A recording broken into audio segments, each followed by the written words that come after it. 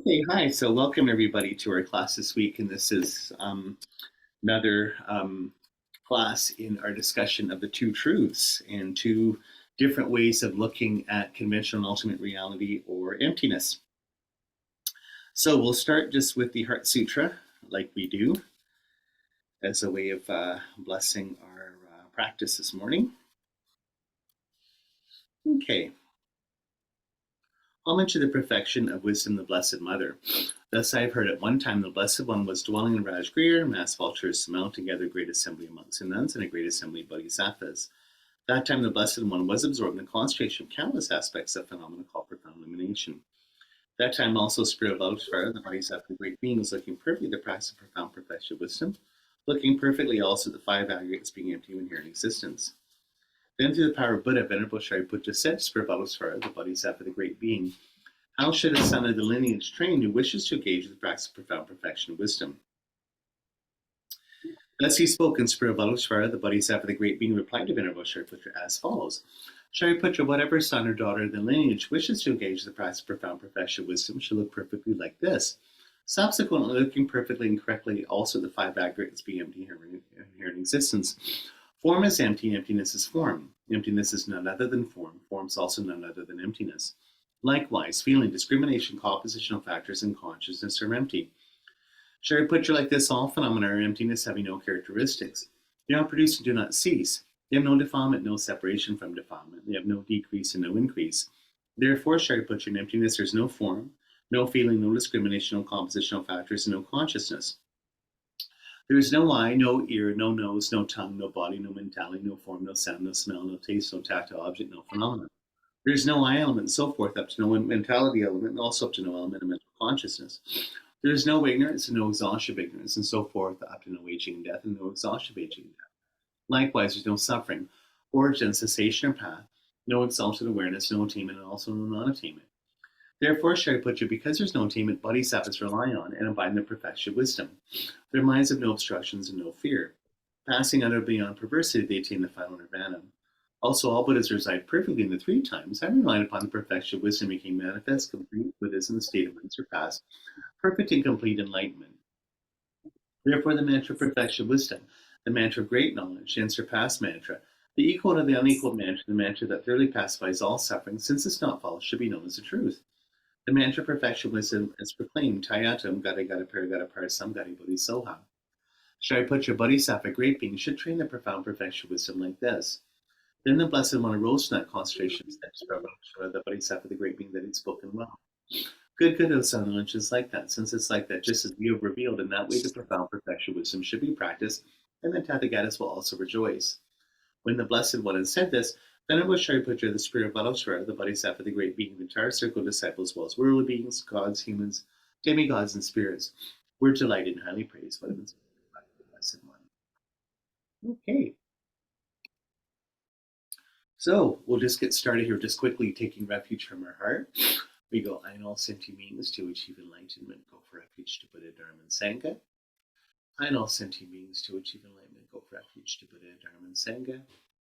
I and all sentient beings to achieve enlightenment, go for refuge to Buddha, Dharma, and Sangha. So we can feel the presence of Buddha Shakyamuni and all of our gurus. In particular, we can feel that Guru Tsongkhapa, our teacher, founder of the Gelugpa tradition, and Gorampa from the Sakya tradition are here with us today, blessing us, helping us understand this material, kind of like cheerleaders. So it's kind of like the Canadians going against the Maple Leafs here or whatever, or two different hockey teams or football teams.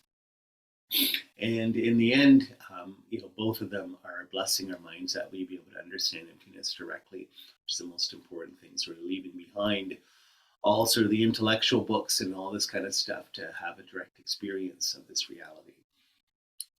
So again, most of all, taking refuge in the Dharma jewel of the teachings themselves, in particular, wisdom realizing emptiness.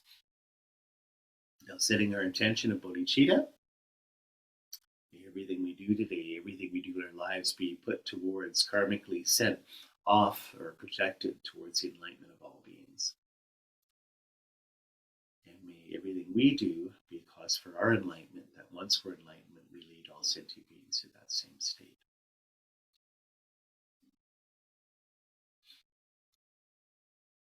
Okay, so just saying the mantra here. Om Gate Gate Para Gate Para Samgate Bodhi Soha. Letting that emptiness Prajnaparamita mantra resonate in us. And just thinking of the meaning of it. Gone, completely open or exposed. Awake, so be it.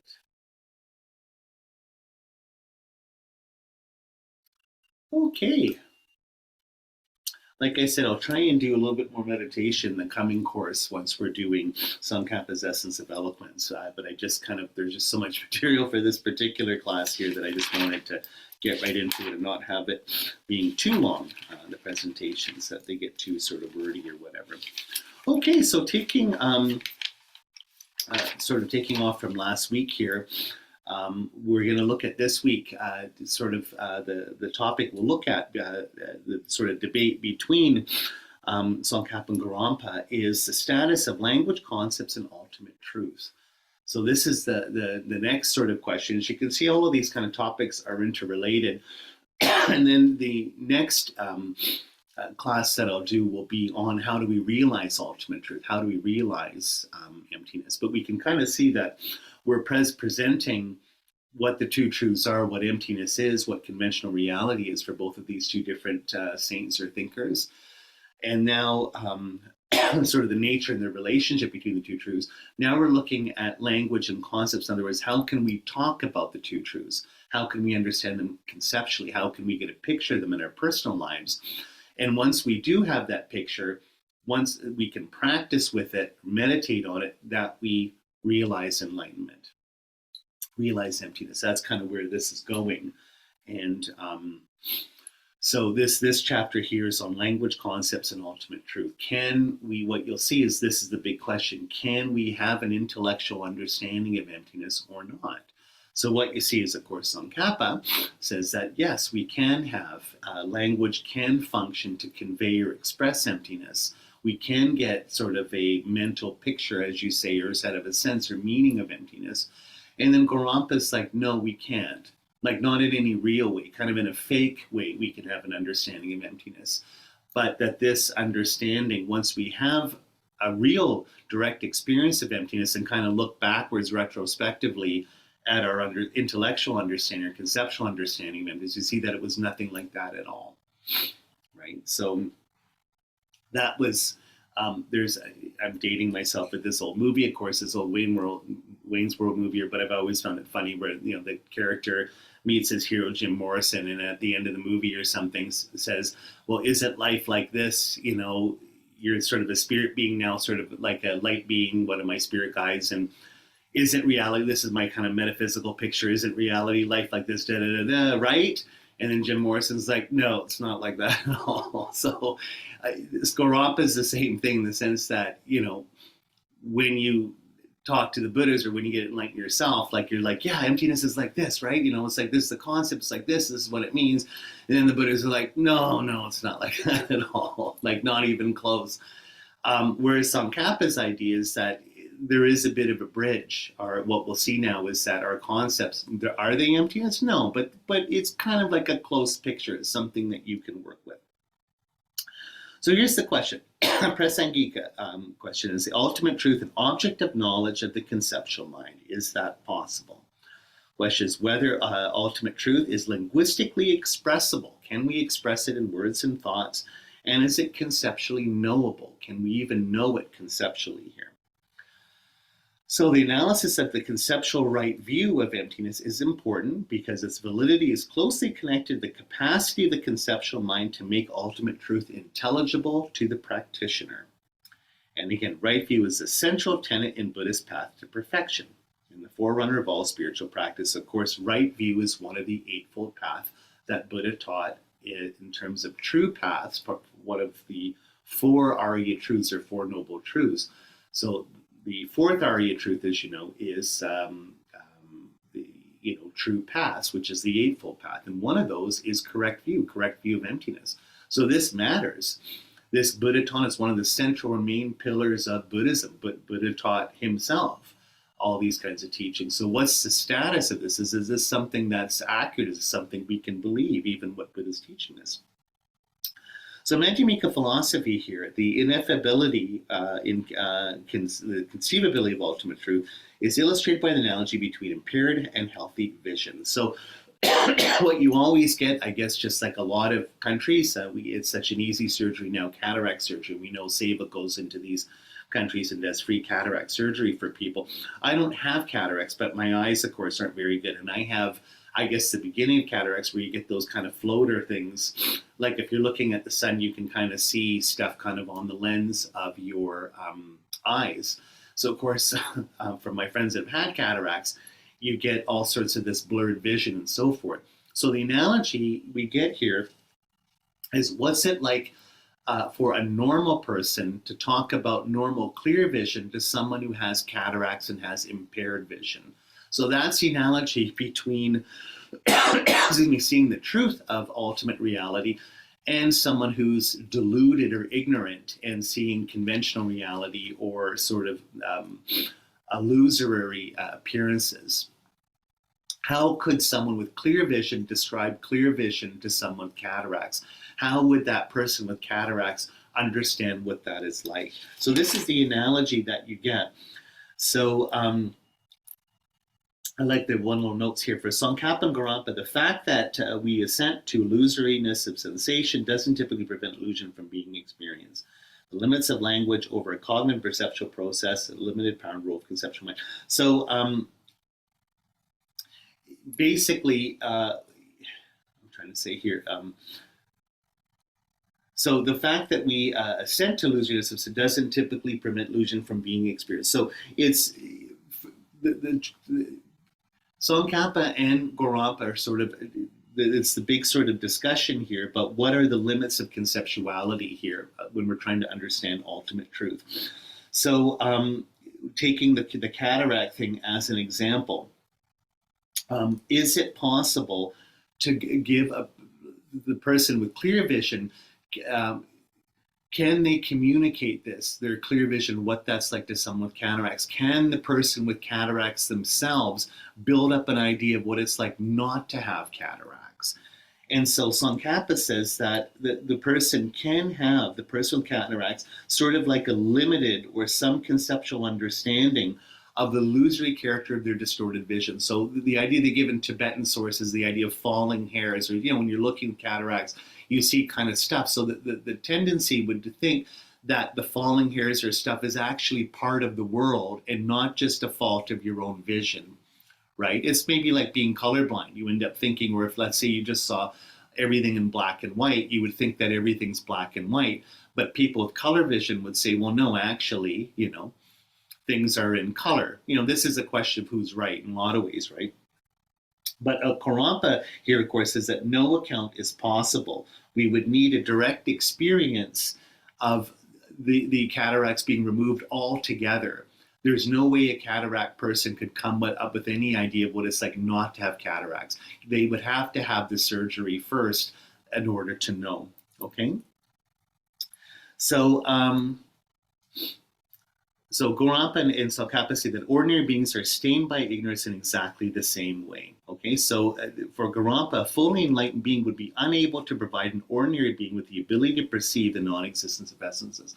So it's the big question of, like, for Gorampa, even a Buddha, how would they be able to communicate their experience of emptiness or ultimate truth to a deluded individual like us, an ordinary person with sort of a deluded mind? Okay, so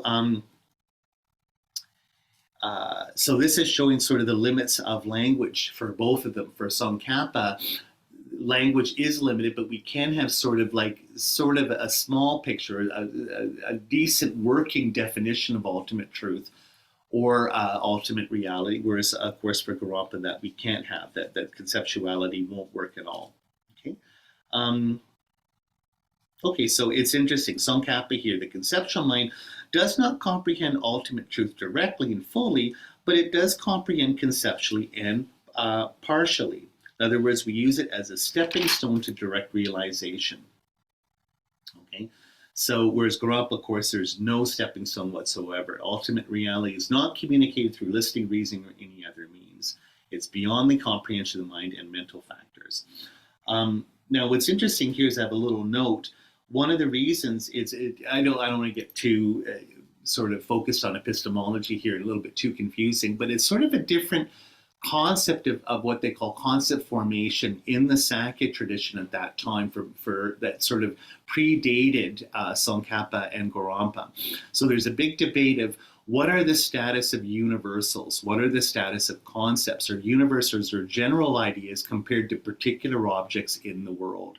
So the debate is that, again, just like Gorampa and Tsongkhapa, some Sakya teachers saw that concepts do apply to the world. General ideas can work in the world. They can sort of refer to things in the world. And then the other sort of strain in the Sakya tradition said that universals are completely cut off from the world. Oh, thanks, Simon. Lovely. Fresh cup of tea here from the bikini. Thank you. So in other words, our conceptual mapping has nothing to do with the world. It's completely subjective, completely relative, completely personal and illusory, right? So how the first strain, which is taken up by Tsongkhapa, understand concepts to fit into the world, is they say that concepts or general ideas fit into the world as a dependent arising, a label on a base. In other words, concepts only make sense, or generals or universals, when they sort of are connected to particulars. So you can't have particulars without generals. You can't have generals without particulars. They're interdependent. And so that's how they make sense. That's how an object kind of appears as an object, how we're able to recognize it using thought and language or universals, is that there's an intrinsic link between the two of them, right? So in other words, if I have a car, how I know it to be a car, sort of a general idea of a car, is this general idea has to be connected to a particular car that I see, okay? Whereas the other strain, the Sakya tradition says, no, you see, the whole point is they don't go together. There's all particular cars that have nothing to do with the general idea of car, which is in our mind and somehow doesn't apply to the world. Okay, so you can see where this is going for Gorampa. He's that kind of guy. He's that strain. He ends up saying that with thoughts and words, they're always generalities. So how could they refer to a particular thing, even like ultimate truth? They're just general subjective fictions that we're creating that are completely kind of like a wall of illusion or Maya that you're stuck in, right? Yeah. So the other one is, so this is the term universal that Gorampa says. It's a concept of an object formed as a result of listening to descriptions of the object without actually seeing it. Whereas an object universal is a concept of an object formed as a result of seeing an object without having prior knowledge of it. So this is one thing Gorampa's saying, is that all of our language and concepts are kind of removed or aren't connected to the world. So it's a very, what they would call in Western philosophy, kind of like an idealistic or an idealism sort of form of philosophy, that basically you're just sort of caught in your own ideas. There's a lot of philosophers that kind of believe this.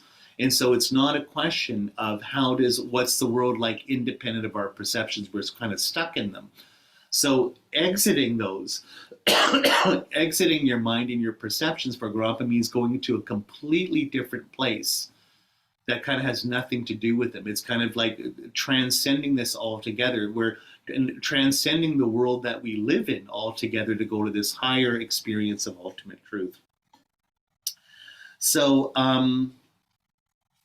I've got one little note here in the Sakya tradition. It says also the way they just traditionally described it, the key isn't the absence of real existence, but the freedom from elaboration.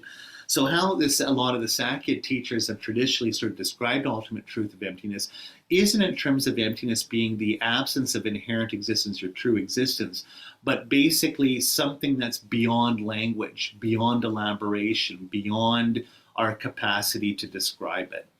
So again, Gorampa is kind of in that mode there.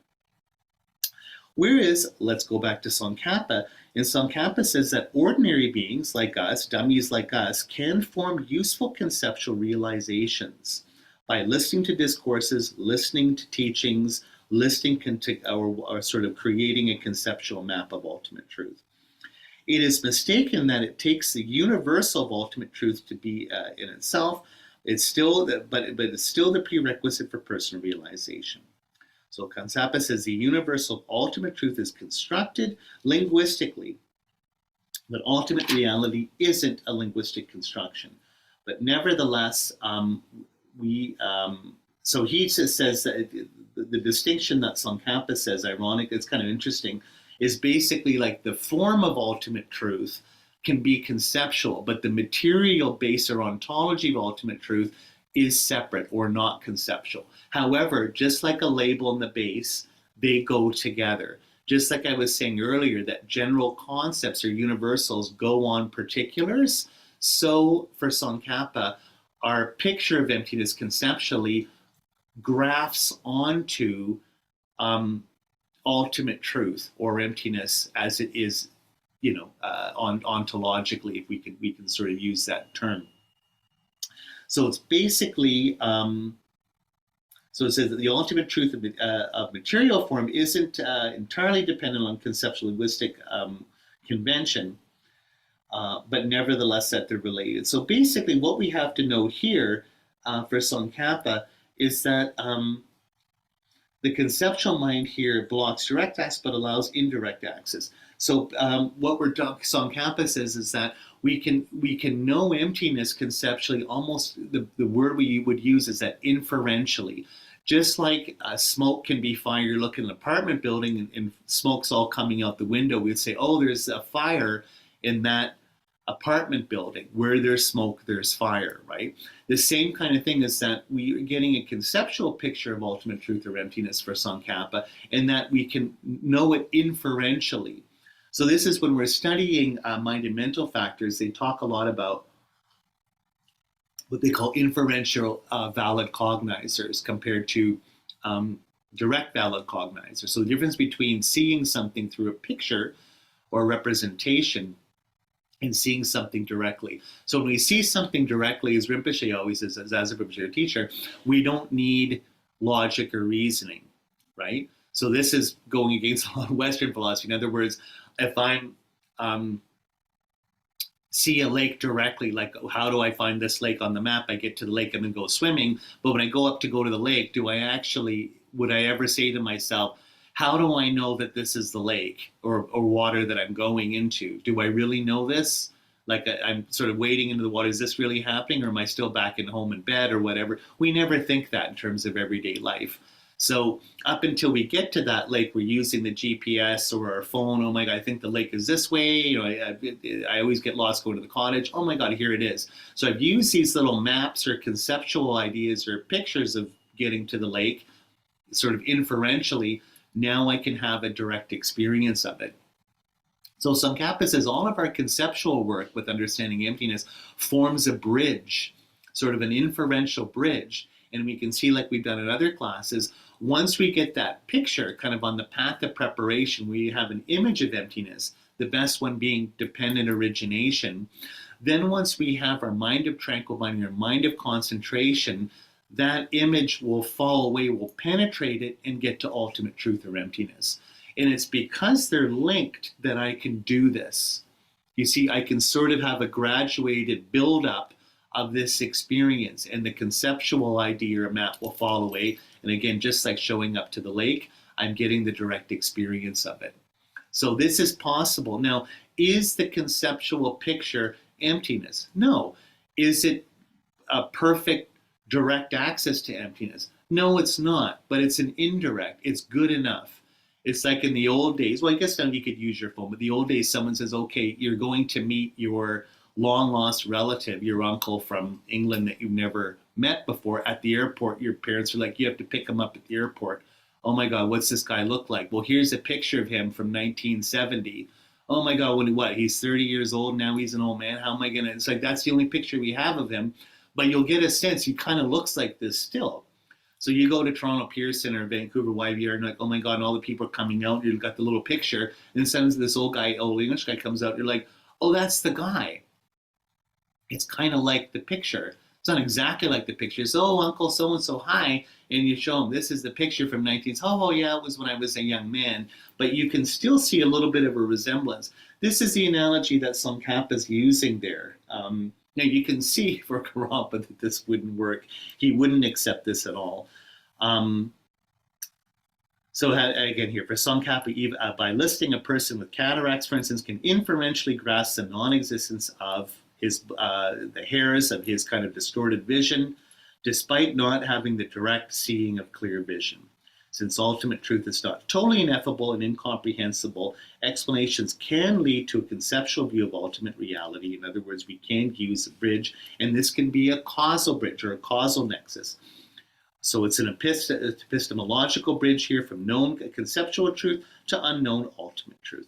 It must be based on valid empirical premises and involve the understanding level of the person. So that's in the Gelugpa tradition, how we realize emptiness, which is why we're doing emptiness yoga and studying and doing even the classes that we've done here together over the last few years. Now, Gorampa, of course, who says there's no bridge, what does it mean? How do you get enlightened for him? The realization of ultimate truth for Gorampa is sui generis. In other words, it spontaneously arises when the person attains the state of Aryahood, or sees emptiness directly. True realization must have no prior causal link with conceptual experience of an ordinary being. No bridge is necessary or possible, so it is seen as a leap, a spontaneous unfolding and not a gradual progression. Here, the only non-deceptive subjective consciousness is an Arya being's meditative equipoise on ultimate truth. Okay, so the question, is there a causal link between an ordinary cognitive state and an Arya's cognitive state for Gorampa? No, there is not. There is no even reasoning to ultimate truth. Reasoning itself has to be rejected. Inference does not grasp emptiness. Okay, so what's interesting, I've got a little note here from George Japheth, that famous Tibetan. He used to be one of Geshe Rabdin's monks. He says that Gorampa's view here is more closer to Dharmakirti than Chandrakirti's. So Chandrakirti, we're talking about when we're looking at Chandrakirti's commentary on Nagarjuna, we're seeing how conventional reality, terms, concepts, language does work sort of in an indirect way. Where Dharmakirti, if you remember when I can't remember if I was explaining this, Satrantika, old sort of like lower school of emptiness, they say there's a complete gap between impermanent things and our static concepts of them. In other words, I take a picture of the river, and the river is flowing in each moment constantly different, and I say my picture on my phone, oh, here's the river. Here's my Spool Creek behind my house here. This is the river. But then someone will say, well, that's not the river, because the river is changing at each moment. That's your concept and picture of it, which doesn't really have anything to do with the river. So George Japheth is saying it's similar with Gorampa here, that in the sense that our pictures or concepts are completely separated from ultimate truth or emptiness here. So isn't it neat that for Gorampa, you can see this is what, you sort of have kind of like a sudden enlightenment school view of emptiness, is there's no way I can conceptually understand it. And so emptiness has to dawn on me or be revealed to me, or there has to be this kind of epistemological rupture between my normal life and then when I realize emptiness. So like a Zen koan, they talk about in Dzogchen, in Nyingma tradition, the idea that it's a quote-unquote non-causal experience. I can't create it. I can't put all these concepts, words, and ideas together and then ding, create it. It has to be introduced to me from my teacher, and that there's no setup for this. It's almost like magic. It's a mind-to-mind transmission. I can't possibly, if I create it conceptually, they say that it's quote-unquote fabricated or fake, right? So like Zen, I'm like raking the Zen garden in Japan, and then I see emptiness. Okay, well, how did that? So everyone says, I get it. I saw what Matthew did. I'm going to start raking too. This will make me see emptiness. Rake, rake, rake. Oh, nothing's happened. How come that's not fair? How come he got enlightened and I didn't? He was just raking the lawn. What happened? But you see that something else is at work here. It's kind of a different system, what they call a discovery model of seeing ultimate truth rather than the bridged, gradual model that you get in the Gelugpa tradition, some of the other Sarma schools, right? So it's kind of, see the difference there, right? And there is a difference. Okay, and I know one thing that the great Sakya Lama, I don't know if it's Jamin Khyentse Wangpo in the 19th century, Jamin Khyentse Chukyi Lodro, but he I've always remembered, he says, in the Gelugpa tradition, the view is the view from an ordinary person. So when we're talking about conventional reality, it's like, we're going to hike up the hill. We've got the map. There's the hill. I'm at the bottom in the parking lot. I see the mountain that I'm going to hike up. But I can imagine kind of what it's like at the top, because I've been to other mountains. But I'm looking at this, one of the mountains here in the Slocan Valley or something. It's like, oh, wow, okay, here's my map. Got my little GPS. I've got my water bottle. Let's start walking. Plus, I have in my head, all the people have told me what it's like to hike this hike and get to the top, how hard it is, where you have to stop, where it's been washed out part of the trail, this and that, and this is the top. Jamin Khyentse, I think Wangpo or Chukyi Lodro, I can't remember which one, one's the reincarnation of the other, said that from the other school, the sort of discovery model school that you get in a lot of Nyingma tradition, for instance, some Kagyu traditions, Gorampa's view is, what do things look like from the top, from a Buddhist point of view?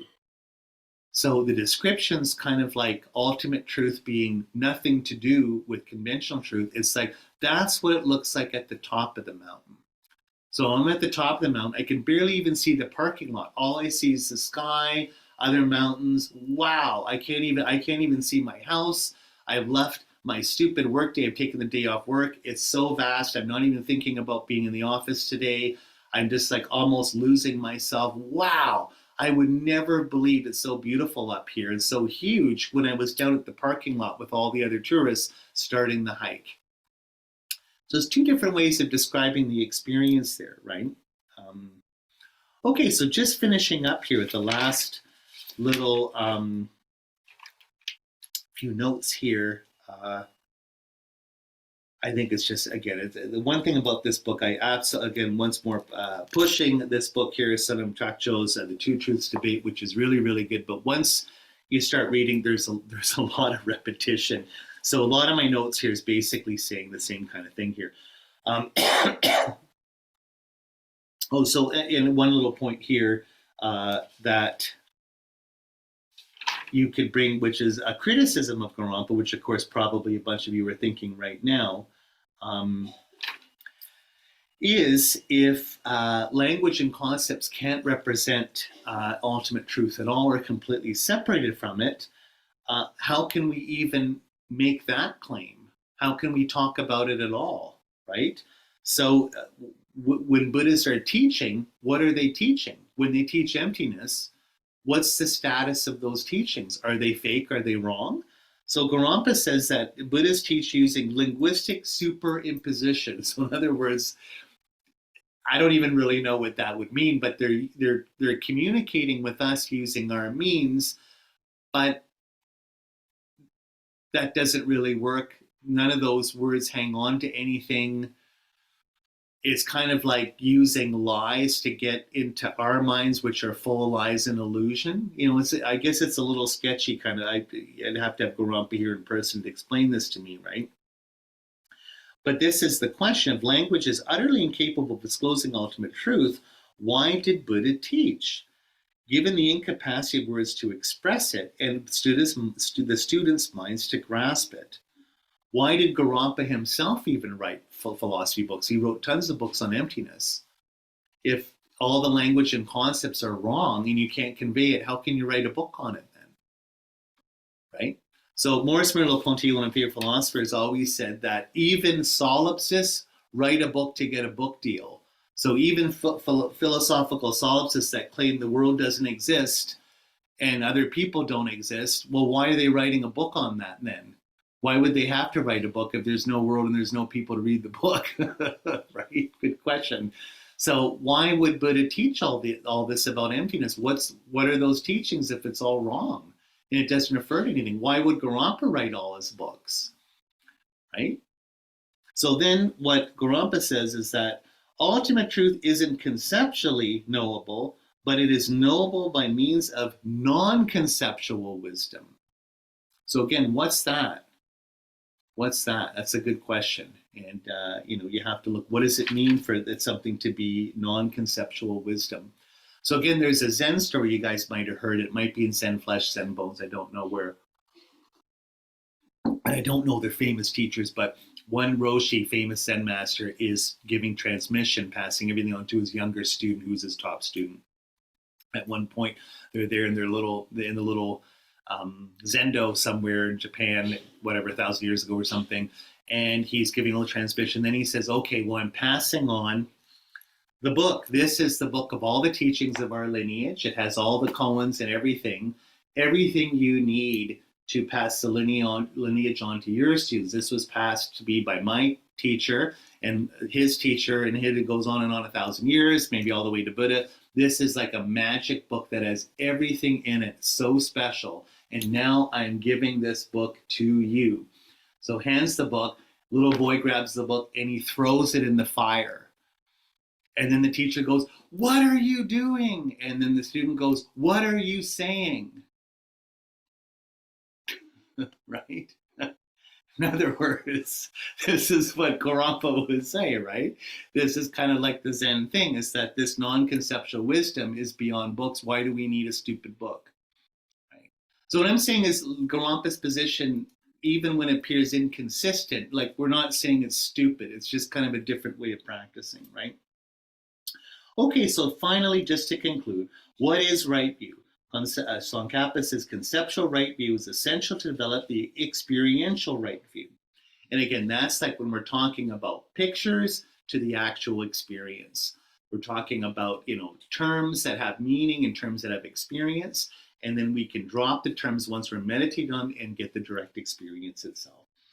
Gorampa says conceptual right view basically is ordinary beings grasping at conventional truth as truly existent. So one thing, this is another story we'll have to talk about at a certain point, but it's actually quite, so anyways, Gorampa says there's only one right view, and that's the experience of emptiness directly, the experiential right view. Everything else is fictional or wrong.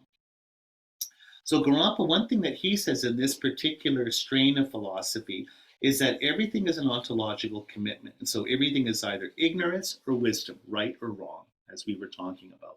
Where Tsongkhapa says the causal relationship between there's a causal relationship between a conceptual and experiential right view. Sort of that's what makes the bridge. So when Nagarjuna says, I just got the end, says that we have to abandon all views, you see the difference. How Tsongkhapa reads that is we have to abandon all metaphysics. We have to abandon eternalism and nihilism or false views. Views of grasping an inherent existence or the idea that something's outside of relationships. We don't let go of all views. We let go of wrong views because there are views. There's Buddhist views. There's views on ethics. There's teachings, views on emptiness. We can keep those because pragmatically they work, right? They allow us to get enlightened.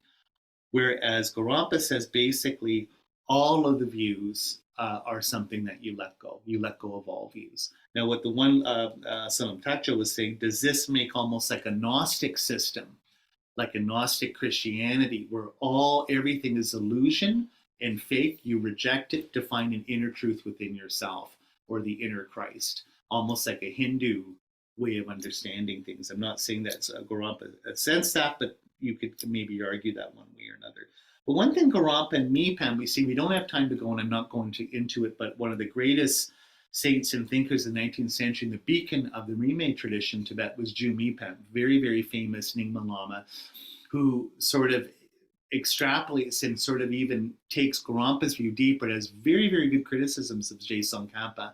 And he's considered kind of like one of the master thinkers of the last maybe 200 years in Tibet. And he's got a book called Beacon of Certainty, which I have not read, so I'm not going to say anything about it. But there's good, if you go on Wikipedia of other online resources, there's decent presentations of Mipam's views. But what Mipam always says, just like Gorampa, is that any view or conceptuality is making an ontological commitment. In other words, any concept is making a claim about something, that something's the case.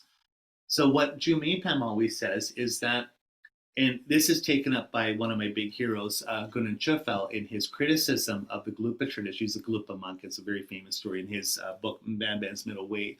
He's got criticism where he says, if every view or concept or word is saying something true about the world, how can we parse out what's true normally and what's true inherently or falsely? Like on levels of existence, how do we split that hair? In other words, we want to keep conventional reality as being true, even illusory or virtually, but we want to get rid of inherent existence or that false way of existing.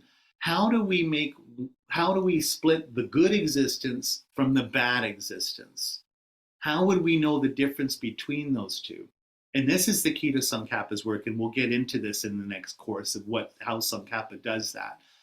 And I think how he does that is really, really brilliant. But the point is that Ju Mipham Rinpoche and Khenten Chifel don't think that he pulls it off.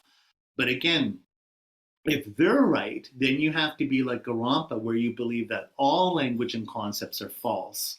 And then, as far as I'm concerned, you end up getting into a little bit of a self-contradiction, right? Because then what's your philosophy? What's Buddhism? How does Buddhism work? If all words and thoughts are delusion, how can we even talk about delusion? How can we even know the difference between right or wrong? Anyway, that's another conversation. So that's all I got to say today. Does anyone, before I know I feel sometimes like it's an avalanche of ideas here and content, but just before we go, any quick questions? I know it's kind of hard to sort of, but any sort of thoughts or reflections? Anyone want to add something? I have a question. Yeah, your questions are good, Maureen. So thank you. Maybe you could just say a few words about what this all means related to practice. Like all these people that believe what Gorampa says and think that Tsongkhapa is wrong. Just can you encapsulate sort of how their practice would differ from Gelug practice? So what we're doing, and again, I want to argue, like I like doing, that I've learned from Hegel, is that anytime you have a dilemma between A and B, make that the dilemma. In other words, why do I have to pick A and B? If everyone's like, okay, it's either Coke or Pepsi, and you're like, why not Coke and iced tea? Or why not Coke and fried chicken, right? Like I always like, why are we splitting that down the middle? Why are we being forced to pick one of the others? And what I would argue in a lot of ways, even though I'm a gloop, I think Tsongkhapa is right. I think experientially, when you're going along the path, when you get realizations, they're karmically produced because you're like you're planting seeds that ripen. But realizations are something that end up happening almost like revelations. And so I can understand why Gorampa and thinkers like that would say that these aren't something that you set up intellectually or on a fake level. They kind of happen to you when the time is right, like a discovery. So Trungpa Rinpoche has that great line where he says, enlightenment isn't produced. If enlightenment was produced, it would fade away. Enlightenment is discovered.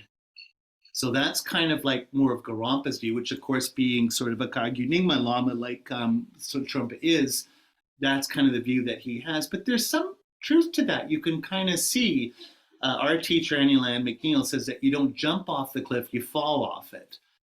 So it's not like when you're trying to meditate on emptiness, you're creating this big fictional view and then, okay, here it is, like you've made it, now I have it, like it's something I believe in intellectually, like I believe whatever, the earth is flat or whatever. When you get that experience of emptiness and it sort of dawns on you, like you've karmically set it up from a Gelugpa point of view, even you're meditating on it, like an image of it, when it happens, it's something so earth-shattering in such a rupture of your everyday life, it seems like it's somehow something separate that's happened to you. So I'm just trying to show that just experientially, these two views are probably closer than they look intellectually. But what we have, of course, is, at least from our Lam Rim point of view, when in the Gelugpa tradition, we're going to be studying, just like when you're reading Thich Nhat Hanh's books or something, you're getting an image of emptiness, and then you're meditating on it, right?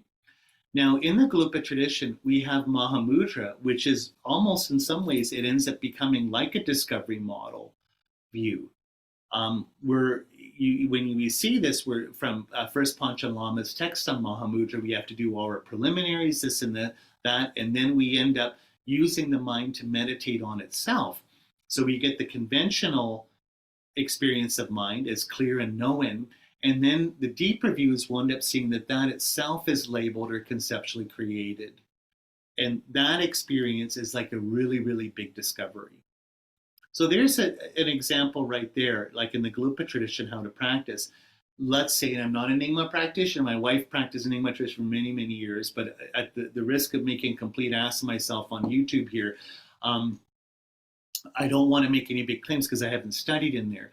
But one thing that they do, of course, is they have so much the case, like let's say in the tantric point of view, where you do so much preparation on your nundro over and over again, do nundro and you study and do retreats. And the idea is that following your teacher's instruction, they will give you, quote unquote, pointing out instructions, a mind-to-mind transmission of emptiness that way. And what's funny is like Trungpa Rinpoche, if you read that great book, Crazy Wisdom, when you read the pointing out instructions, they're always ridiculous because you're trying to approach them intellectually. Just like Zen koans are ridiculous.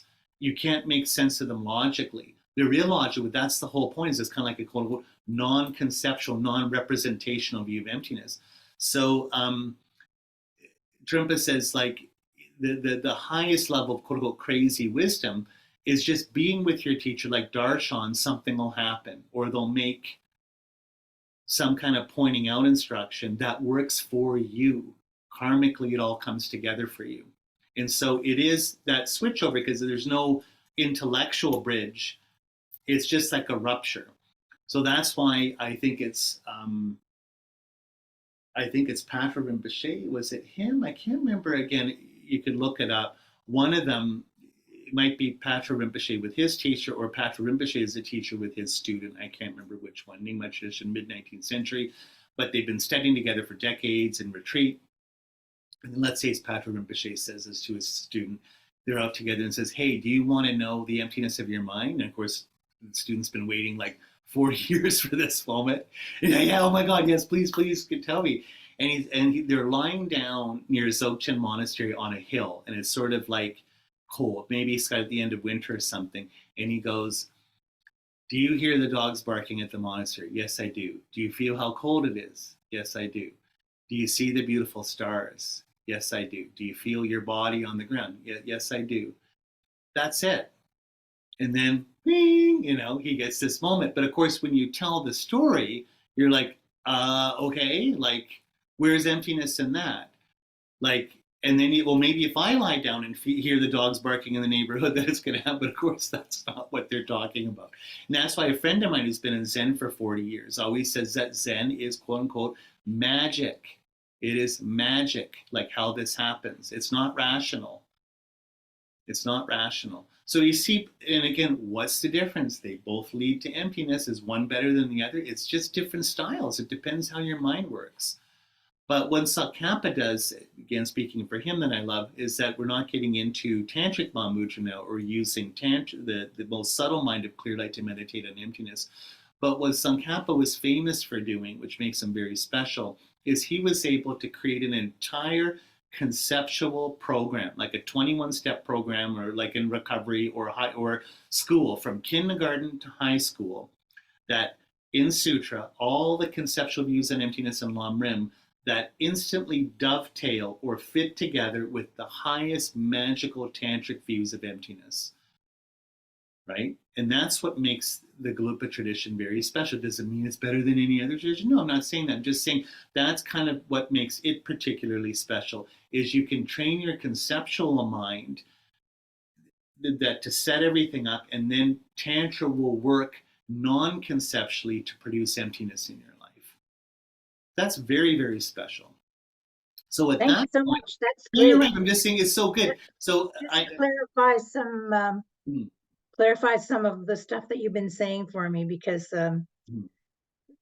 like you said, that there's there's many different ways to get somewhere. Absolutely. And, you know, so I'm like listening to these arguments and getting all confused and thinking, well, what are they arguing about? They're saying the same thing, but they aren't exactly. They're No. saying the same thing in the end.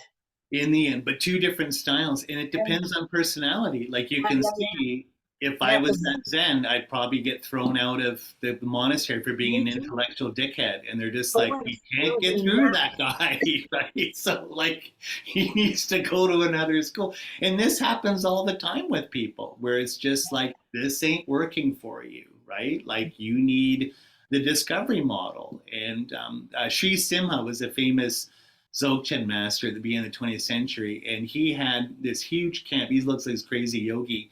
He had two valleys, like his little tent was in the center, and one valley this side was all the Mahamudra gradual people, and on the other side was all the Dzogchen Sudden Enlightenment people. And when you met him, you had an interview with him if you want to be a student. And then he'd say, okay, you're that side. Like, I just know this side ain't going to work. You got to go to that side, set your tent up with those guys because you're on that page. And then he, his interview, that, no, you're this side. I can see that if I talk to you this way, it's going to work based on your past karma and your kind of personality, right? So there we go. Okay, let's dedicate from that. Thank you for coming, and may all of us realize emptiness in this life or sometime very soon. And may all of our study here be put towards karmically our direct realization of emptiness. So blessings of all holy beings, the truth of karma, power of a pure intention, may all of our dharma wishes be fulfilled. Okay, thank you. Just press stop here.